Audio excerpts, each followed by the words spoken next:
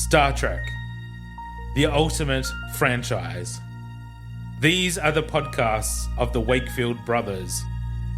Their 16-year mission to watch every production, to seek out life lessons and new inspirations, to boldly watch like most fans have watched before.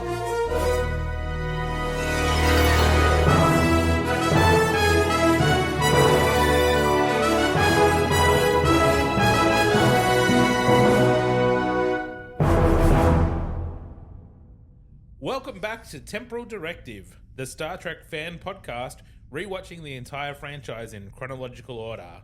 I'm Gary. And I'm Tom. And this week, we're watching Star Trek Enterprise's Civilisation. Written by Phyllis Strong and Michael Sussman. This is the second writing credit for these two.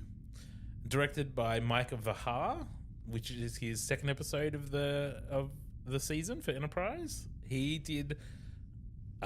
his previous episode was Unexpected, which was a good episode, so I've got high hopes for this one. Excellent.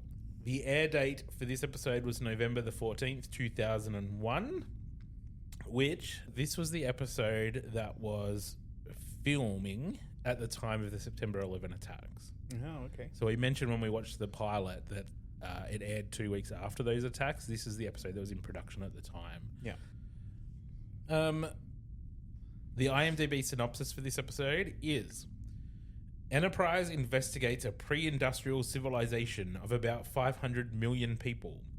They discover that there is another warp-capable species among the unsuspecting inhabitants. They discover a local scientist who believes that a newly arrived merchant is causing a sickness in the town. Ooh, that sounds like classic Trek. We haven't had an episode like this yet, have we? No. Where they've gone down to a less civilized society and... No, not at all.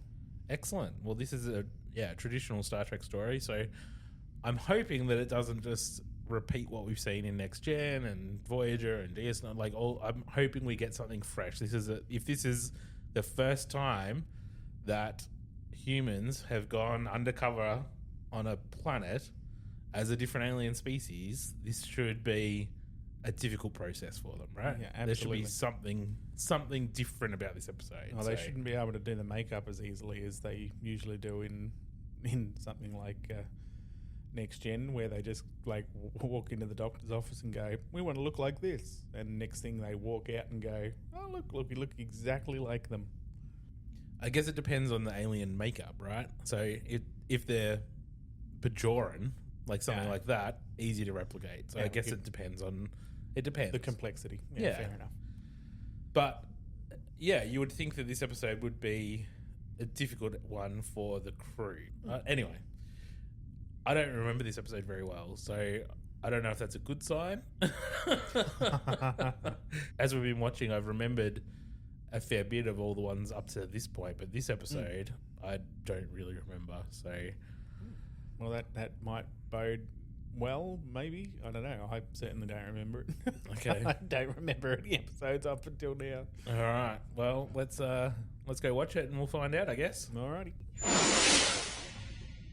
And we're back from watching Civilisation. First thoughts, Tom. What did you think? It's all right. It wasn't as bad as some of the other episodes we've watched.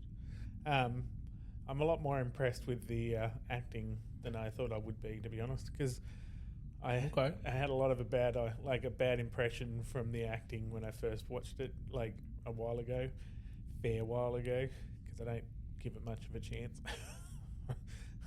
mainly because of the acting. But rewatching it, I'm actually not as disappointed as I thought I would be. Okay. Yeah, I think this episode was just like every other Star Trek episode where they visited a pre-warp civilization and someone else was there. I don't know. Well, it's usually when someone else is there in Star Trek, they're taking advantage of the local populace somehow. Yeah. That's it. They've got to defend the locals without people knowing, and then they make friends with someone and they help them. And it's just very... You just did the recap. We're done. Yeah, that's it. Over. That's it. Yeah. That's it. That's exactly what it was. Well, all the things that I was saying before we went and watched it, all that hope of, they're going to talk about, this might inform the Prime Directive, and there was a couple of instances where T'Pol kind of said something and then they ignored her. Yeah. And I don't know. It ended up just being another Star Trek episode that was just like the others, and which is fine. Like, I'm not saying that's a bad thing. Star Trek episodes are good, but this had the potential to do something different or unique, and they didn't deliver on that, in my opinion. Yeah, absolutely. Cool. All right, let's get into it. So we open on the briefing area, the situation area at the back of the bridge. The situation room, I guess. And Archer comes in and asks, what have we found? What's on the agenda for today? They go through a bunch of boring things, stars and whatever. And then Trip's like, well, there is this one other thing. There's an Minshara class planet. They don't use M class yet. Still Minshara class planet. 4 light years away or something. And Archer starts to get a bit excited. He's like, oh, are there any people there? Only about 500 million. Well, you might have put that at the top of the list. So that was okay. That was a good character interaction scene. Yeah. That was good. Bit of a chuckle. Everyone was having a bit of a laugh at him. Yeah. We skip the credits. Every time. And they get to the planet. They're doing some scans. There's no EM transmissions. They determine that the civilizations down there are probably pre-industrial. There's like little settlements all over the continents. They use their sensors to look down on the planet, and they see, I think Trip refers to it as a clipper ship. So it's an old sail ship, and he says it's like we're traveling back in time. I can't wait to get down there. T'Pol says the Vulcans don't visit pre-warp civilizations, and that humans would be wise to do the same thing because of cultural contamination and those sorts of issues. And Archer pretty much blows that off. He's like, Starfleet sent us, not probes. And there's a reason for that. So we cut from that to just a little bit later on the bridge still. Hoshi is listening to a bunch of audio that she's picking up from the planet. And they have a bit of a chat about how they're going to make the translator work, and that Hoshi's going to be the one that goes down to the planet because she can, if the translator breaks, she's the one that can handle herself the best out of everyone. And she says that the name of their species is the Akali. So we cut to T'Pol and Archer in the ready room, and they're talking about landing at a farm. So T'Pol suggests landing at the farm because it'll be the most isolated space, so that if they are discovered, they will have less impact on the social society. And Archer's like, well, okay, that makes sense, but no wonder aliens are always landing in farms. You know, literally. Cornfields. Yeah, cornfields and stuff, so making a bit of a laugh with that. Crop circles. Yeah, it was pretty good. Archer must be watching X-Files. I wouldn't have thought there'd be many alien movies where they're doing that, you know, in the last 90 years. Probably 100, actually. Because, you know, the war and everything that happened, and then, you know, coming across an alien species. They probably didn't make many science fiction, dystopian, alien invasion films. Yeah, it probably didn't happen that often after that. Just a lot of anti-Vulcan propaganda. posters with live long and prosper backwards, you know, like, you know, the fuck you emblem. Be warned of the green menace. Yeah, that's right. So after the ready room, we cut to sickbay, and Hoshi's getting ready for her solo mission, and Phlox has put on the alien Akali ridges on the forehead, and she's saying that they're itchy, and he says, do not touch them. The irritation will subside. Don't touch them. We cut to the bridge. Archer and Hoshi have returned to the bridge, and T'Pol says that she has picked up some neutrino emissions from the surface. Archer asks what could be causing those neutrino emissions, and T'Pol says it could possibly be an antimatter reactor. Archer suggests that maybe that means that they're not the first visitors that the Akali have had, and decide that he, Trip, and T'Pol are going to join Hoshi on the away mission. Now, is this the part where they do the scan on the planet to see if there's other species mingling with them? Because he says, I think so. Yeah, because he says, scan the planet for other life, Yes. and they find nothing. Yes. So that makes no sense to me because they said on the episode, I believe, that their scanners weren't good enough to detect it or something. Yet their scan not at this range. Not at this range. Yeah, so it was something not good, right? Yet they had good enough sensors to, take very close pictures of people on the street. So their sensors could differentiate the freaking, They just got a really good zoom lens on their cameras. Yeah. Maybe not DNA scanners from orbit, but maybe they've got really good satellite imagery technology. Oh, yeah, okay. All right. The shuttle takes off and heads down to the planet. They have a bit of a conversation on the way, but nothing really interesting. And they land in a park or something just outside of town. Not a cornfield. Very disappointed. Not a cornfield. They did not leave crop circles on their way out. Is it sad that I would have, if I had the opportunity? Yes. Bugger. There's something wrong with you. Then we cut to a busy market street in a town at night, and T'Pol and Hoshi are together, and they're scanning, and they sort of hide in a little corner, around a corner somewhere, and do a scan. And then they notice two people who look kind of sick. They've got wounds on their heads and stuff. Archer and Trip then are walking in a different part of town, scanning, looking very suspicious. Very. And they detect the reactor inside a closed shop.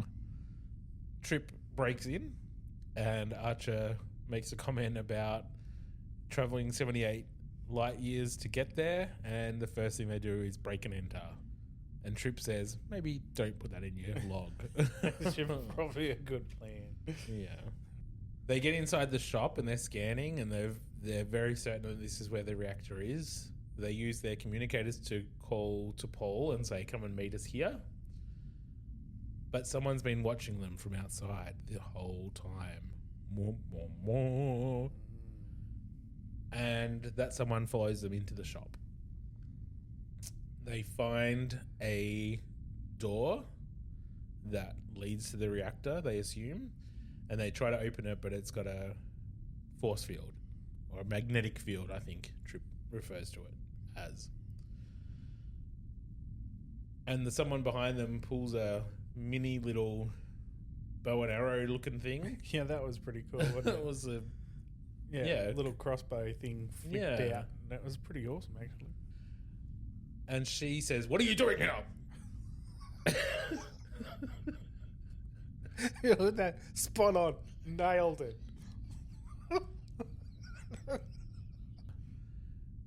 And then they have a bit of a back and forth, and she says she has been watching the shop for weeks, and that a lot of people in town are getting sick because of what's happening in the shop. As their conversation is starting to heat up, T'Pol shoots her. Stuns her. Bang, she's dead.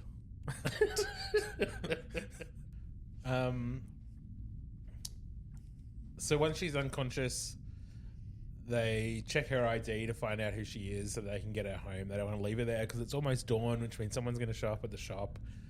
They check her ID. Her name's Rain, and she's the local apothecary. So Archer takes her back to her workshop, I guess. I guess it is. I don't really say. And then they have a bit more of a conversation about what's going on, about this guy called Garros, who owns the shop and has been there for 18 months, I think she says. Yeah. And she thinks that Archer works for Garros. And if you don't, why were you there? Yeah. Yeah. And mentions crates, I think, at this stage as well. He says he's investigating the shop and Garros and that he's from another city and that he knows that there's something strange going on in that shop and wants to know more about the sickness. So can I come back tomorrow and ask some more questions? And she says, what's your name? You haven't told me your name. And he says, John. And she says, how far away is this city? As in, that's not a name that would be said here. Fucking cultural contamination. Archer joins the rest of the away team in the shuttle, and they're talking to the Enterprise about what to do and if they can scan anything or see anything from there. So they say that they're going to have to go back and investigate some more and try to find a way to drop the dampening field. Hoshi says that she's seen some of the sick people in town, and T'Pol says, before we really do anything, maybe we should go and speak to the shopkeeper and find out what's going on. Which makes complete sense. Archer and Trip head to the shop, and they meet Garros, who tries to be a bit of a smooth talker, I think. He just sort of makes up bullshit, doesn't he? Yeah, I think he does just make up a bunch of bullshit. But Archer is also scanning at the same time. Once the other customer leaves, Archer whips the tricorder out and starts scanning and says, none of your DNA matches anything else that's on the planet. And Garros gets his scanner out and says, neither is yours. So I guess they showed each other their DNA. Both whipped it out. Yeah. Archer says that they're from Earth, and Garros says, Earth? I've never heard of it. Such a minial little place. Yeah. Well, I mean, they're still a baby, aren't they? Yeah. In the grand scheme of things. Garros says that he is from the Malurian system and that his people are explorers as well, and that he really fell in love with the planet and the people, so he decided to stay. Archer says that if you like the simple life so much, why have you got an antimatter reactor in your basement? Yeah. Very good question. Yeah, I thought so. Gareth says that it's nothing nefarious. It's to run a replicator, basically. Yeah. I think he calls it something else. Fabrication. Yeah, it's for device. fabrication and for food. Yeah. So. Which would be fair enough. Would it? It would be. Like, I mean, you know, you like the simple life, that's fine. But, you know, you also don't want to, you know, have dirty water and, you know, you want to be able to eat healthily and, you know, you might want to have some what do you call it? Little comforts. Okay. Little more comfort. Then don't live there? Well, it's the people that you like and stuff more than, you know, you still might want some hot water. I guess. Archer mentions that people have been getting sick around the area surrounding his shop, and he says that you've obviously been talking to our local apothecary. She's been accusing me of being the reason for the sickness for months. And it's a case of blaming the newcomer more than anything else. That he's just an innocent bystander who is there to integrate into the society and just live a happy life. Yeah. Before they can ask too many other questions, someone else comes into the shop and Garros ushers Archer and Trip out the door. Yeah. See you later. Very quickly. Very quickly. Archer wanted to see the reactor before he left. He's like, I suppose you don't mind me seeing the reactor, you know, and that's when the customer comes in. Right. And then he's like, oh, maybe another time, and then ushers them out very quickly. Yeah. And then when they get out on the street, Archer's like, you know, if all it is a replicator, then, you know, it could power the whole city. So then Archer and T'Pol go to see Rain, and T'Pol's there to do some scanning and take some samples and find out what information she's already found. Yeah. And Archer's there to talk and distract her while T'Pol does that. Yeah. And Very asks a lot of artfully. questions about the illness and stuff as well. Yeah, very artfully done. So they talk about the fact that people have been getting sick for 18 months, that it's been localized to the area surrounding the shop. No one outside of this sort of part of the city has been getting sick.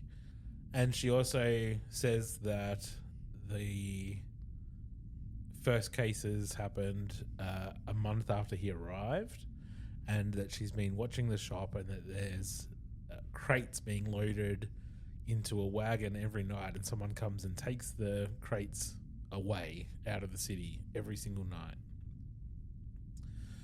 So T'Pol finishes her scanning and leaves, and just as T'Pol and Archer are saying goodbye, because Archer's going to stay and look around and help Brain, and they have a bit of a conversation about cultural contamination and how him staying risks further contamination. And he says basically it's worth the risk. Like we need to do this because the contamination that is happening with the illness and Garros is more damaging than what could happen by Archer staying. Absolutely. Which makes sense. Absolutely. We cut to sickbay, and T'Pol has taken all of that data and scans and information that she'd collected to Dr. Phlox for examination. And Phlox is really excited about the fact that this scientist is working in such unique ways and so advanced for such a pre-industrial civilization. And he does a few scans and uses the samples that he's got and says that the water is contaminated. It's a industrial lubricant of some kind that's quite toxic, and that has to be what's responsible for the illness. We cut back to the planet at night. Archer and Rain are watching the shop as they do. They're having a nice little conversation while they wait. Archer talks about a dog. Lucky they have dogs on that planet, otherwise she would have said, a what? Yeah. You talk to your what? Yeah, that's it. What the fuck is a dog? Yeah. Dog. I'm sure it translates as something different. Well, maybe. Yeah. But then the universal translator stops working, and to fix it, he kisses her and then fixes it over her shoulder. Like, what the fuck? Yeah. 1, consent. 2, you don't know that is even something that they do on that planet. How does he know that that's not a new experience for this species? Yeah, that's right. Never seen anyone on that planet do that. Nope. It could be a completely... And how does he know that's not way too far? What if that's their ultimate level of intimacy? Yeah. What if just no one's ever done it before? Yeah, absolutely. It could be so many levels of wrong. Why are you putting your eating thing next to my eating thing? There's just no thought about it. Just, I need to distract her. I'm going to make out with her. Yeah. What are you, Kirk? Yeah. Yeah, Kirk's allowed. He's not. What's going on? This is in the 60s. So the universal translator is fixed, and he says, there was someone coming. I just wanted to make it look like we were not spying on the shop. He did ask if she was okay. Is that Is that okay? It's not. Does that make it okay? Not at all. Are you okay now that I've raped your mouth? Yeah, that's it. Are you okay now that I've assaulted you? Yeah. Are you okay now that you've been sexually assaulted? So wrong. So wrong. But before they can have too much of a conversation, Crate Guy shows up to collect the crates in his little wagon. And then it slow fades to show the passing of time. And now they're out in the woods or a park or something, and they've followed Crate Guy out there, and he's unloading the crates into nothing, into a field. Just not even a field. No, it's into the park. Yeah, it's just a weird spot. And then he goes away. Archer and Rain run over to have a look at the crates, and she really wants to open one to see what's inside. But before they can, lights appear from above. Classic X-Files. Yeah.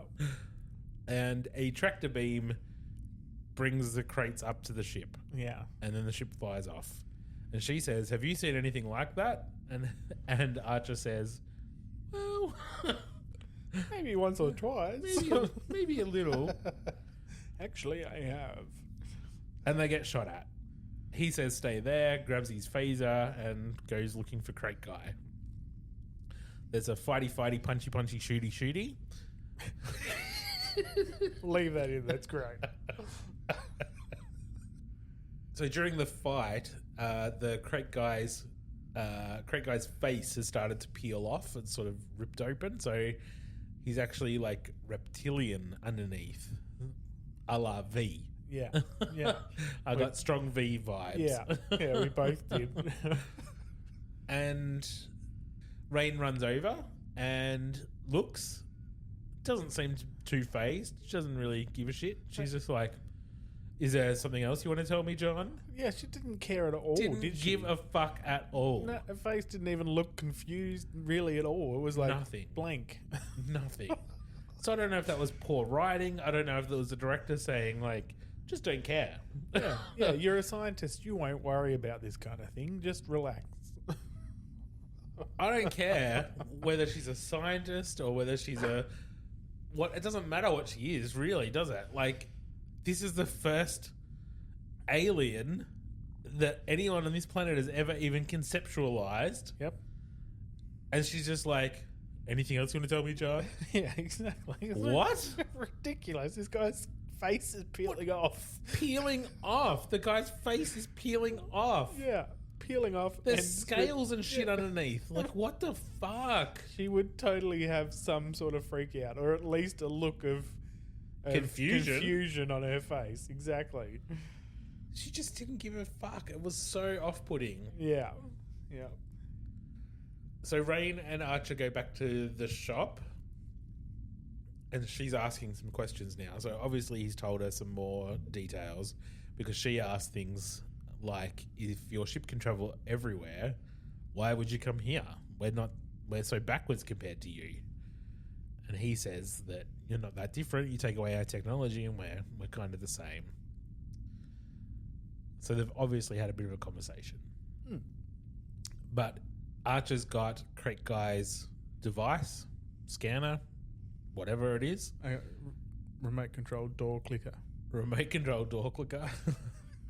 And uses it to open the door, drop the force field, and they head downstairs to find the antimatter reactor.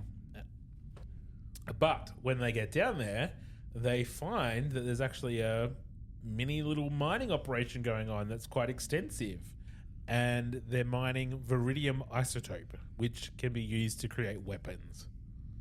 Highly explosive. They in communication with the Enterprise, and they ask about the specific contaminant that they discovered in the water, and Archer says, "Yeah, the drill bits down here are saturated with it, and that's what's leaking into the water supply and making everyone sick." They're trying to figure out how to shut down the dampening field. There's a cute little scene with Rain and Archer about trying to figure out which button to press.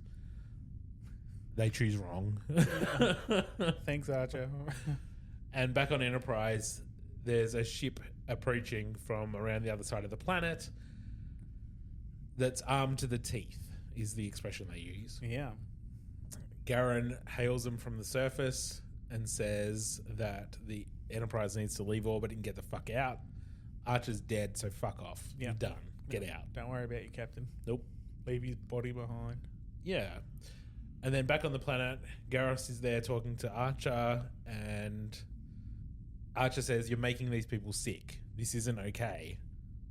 Garrus says there are 500 million Akali on the planet. A few thousand won't be missed. But I did notice in that conversation, Garrus mentioned the Tellarites. And the Tellarites are another early TOS era alien species that we have not seen in Enterprise yet. Yeah, right. I have a feeling they come into it, but I could be wrong. I have a feeling that they must do at some point. Like they... I'm pretty sure. Yeah. I'm pretty sure. I don't really remember, but I'm pretty sure. We cut back to the Enterprise. T'Pol orders Mayweather to prepare to take the ship out of orbit, and Trip gets shitty as fuck. Oh, he is fuming. Yeah, straight on the defensive. He's like, we are not going anywhere. And she says, I outrank you, buddy. He calls engineering and says, get ready to vent the nacelles. Yeah. To stop Enterprise from leaving. Which, insubordination. Like, I would rip that guy apart. I know, right?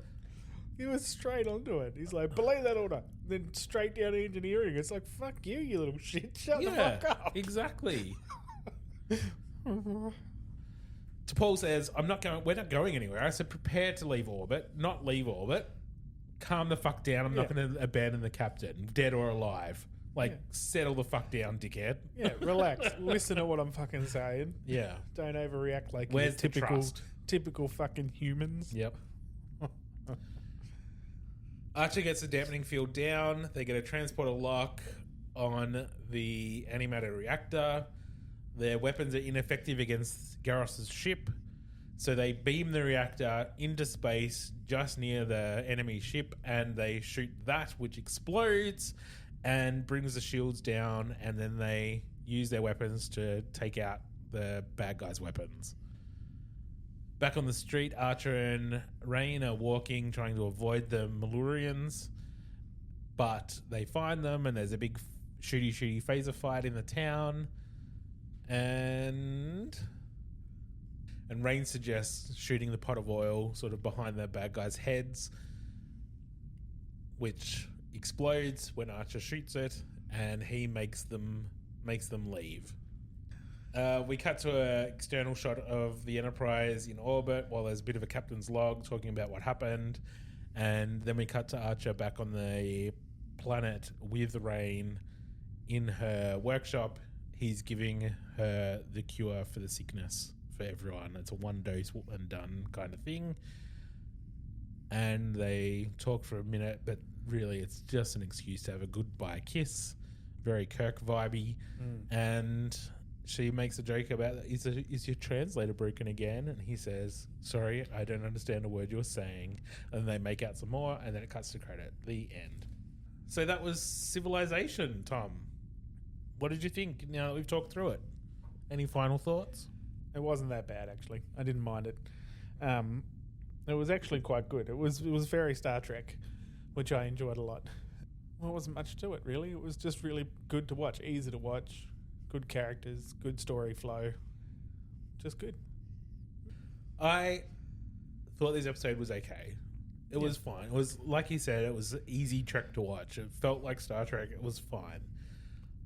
I have problems with the woman not giving a shit about discovering aliens and just so blasé about it all. Like you are the first person on your whole planet to meet an alien, and you're just so like don't care. Yeah. I just find it so incomprehensible. Yeah, it's very unrealistic. It just doesn't make a lot of sense at all. But clearly they don't have the room to explore that part of the story in the episode. But you don't have to explore it. You just have to acknowledge it. Exactly. Nod your head to it and move on. Have her freak out at seeing the reptilian thing and just freak out and run away, and Archer has to go calm her down. Yeah, that's right. Run after her, and then they're having the conversation afterwards, because they had the little conversation bit afterwards about we're so backwards to you. Yeah, you can still have almost that exact thing after she freaks out. Yeah, she can freak out and go, what the hell, and then run away, and then have him chase after her, and then have that conversation of, so you're from here, and we're so backwards. Done. Yep. That's it. That addresses it. It wouldn't have taken much to address that. No.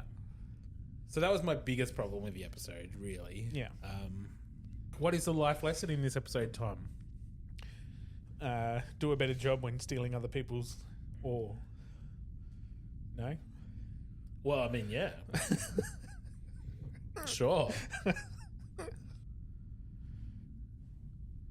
I think it goes back to the Prime Directive for me, right? It's do no harm. Yeah, I suppose. But where do you get it from? From the Starfleet people correcting the bad guys, like correcting the situation. Right.